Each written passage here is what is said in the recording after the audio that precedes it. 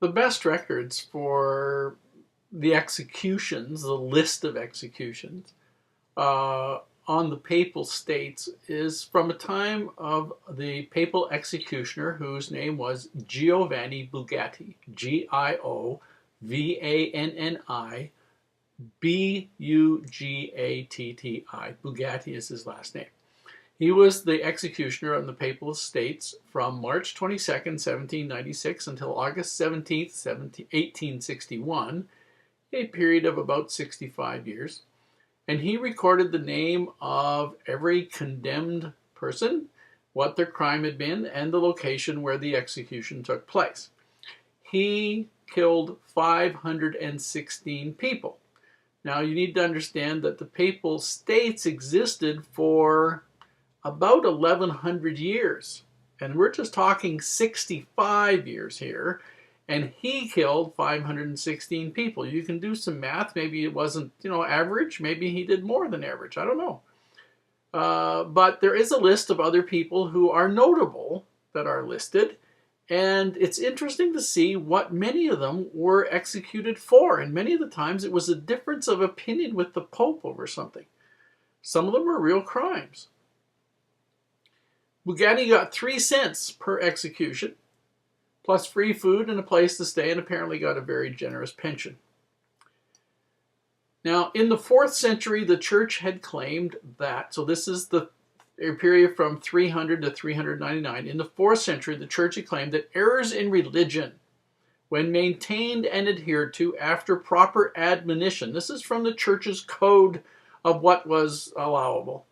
So if you had made an error in your beliefs and they had told you that you were wrong and you said, I don't think so, you were punishable with civil penalties, which means they could fine you, they could kill you, they could torture you. And in the places where the church had legal authority, which included the Papal States and many countries like Spain and France and stuff at very different times, they could punish people in any way the bishop or the local officers of the church saw fit. And after 1000 AD, 1,000 years after the birth of the Savior, historians record that the church charged cash fines. They would put people in jail for many years, maybe even for their entire life, use unlimited torture, or burn people at the stake, or whip them to death as penalties for breaking even some small church regulations. And even more disgustingly, given what they could do, the popes were usually willing to cancel any of these penalties if you paid the church enough money. This was the highly profitable practice of selling indulgences or forgiveness, and even selling these forgiving things before the sin or the crime had been committed, which made them literally permission from the bishops, from the Pope, to sin with a guarantee that you would not be punished in this world or by God. When Martin Luther was in his early 30s, now Martin Luther was a Roman Catholic priest, he began to have serious doubts about the logical and righteous laws for much of the daily practice of the Roman Church. He wrote several books, including one called The Freedom of a Christian and another called The Pagan Servitude of the Church. Again, he was a Catholic priest who taught at a Catholic university in the German town of Wittenberg, and like many others before his time, and many since, he feared that the Roman Catholic Church had become too corrupt to provide people with the spiritual guidance they needed to obtain salvation. Luther thought that individuals could and should seek salvation on their own without having to rely on priests for anything.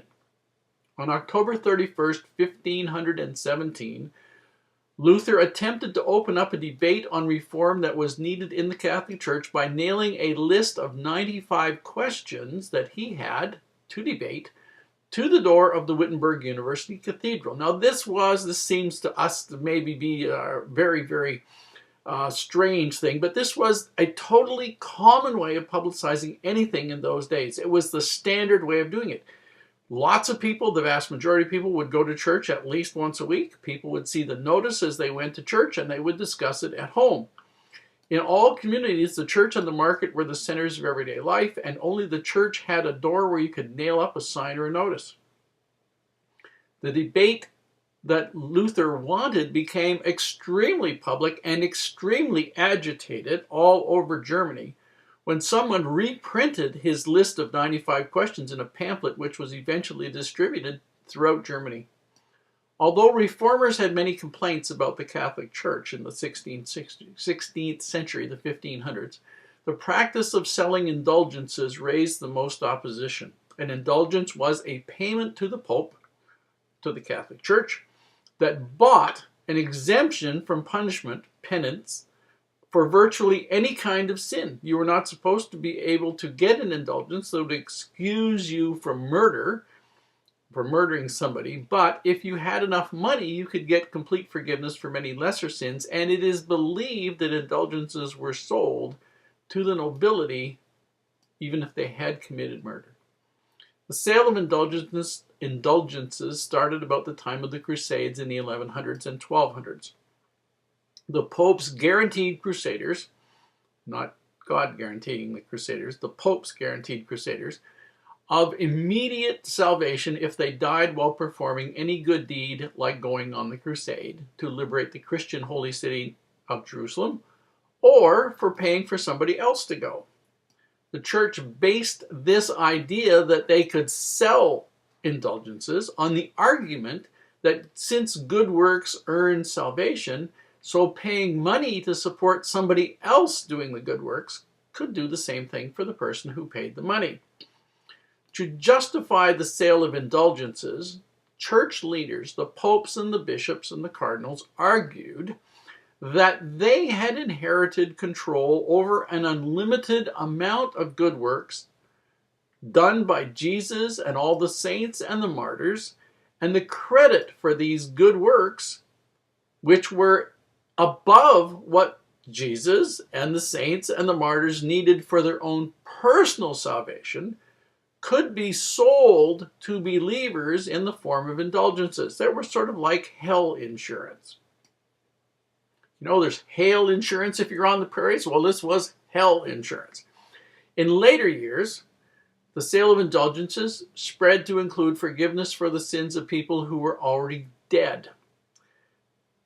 The passage, a quote from a sermon by John Tetzel, who was a monk who sold indulgences in Germany, is one of the things that inspired Martin Luther's protest in 1517. Here is what John Tetzel said, as recorded by Martin Luther at a sermon in a cathedral in Germany, and he said this: "Don't you hear the voices of your dead parents and other relatives crying out, 'Have mercy on us, for we suffer great punishment and pain'? From this you could release us with a few alms. We have created you, fed you, cared for you, and left you our temporal goods. Why do you treat us so cruelly and leave us to suffer in the flames when it takes only so little to save us? As soon as the coin in the coffer rings, the soul from purgatory, from hell, springs." Pope Leo X, who was Pope from AD 1513 to 1521, had assigned John Tetzel, a Dominican monk, to go to every church in Germany selling indulgences on behalf of the Pope and the Church. And this is what Martin Luther wrote. "It happened in 1517 that a Dominican monk named John Tetzel began to peddle indulgences. With might and main he sold grace for money as dearly or as cheaply as he could. He had grace and power from the Pope to offer forgiveness even if someone had slept with the Holy Virgin Mother of God, as long as the contribution would be put into the coffer. Furthermore, the red cross of indulgences and the papal coat of arms on the flag of the churches was as powerful as the cross of Christ. Moreover, even if St. Peter were here now, he would have no greater grace or power than the Pope had. Furthermore, he would not want to trade places in heaven with St. Peter, for he had redeemed," this is Tetzel, said he had redeemed more souls with his indulgences than Peter with his sermons. Furthermore, if anyone put money into the coffer for a soul in purgatory, the soul would leave purgatory for heaven in the moment one could hear the penny hit the bottom. Really smart.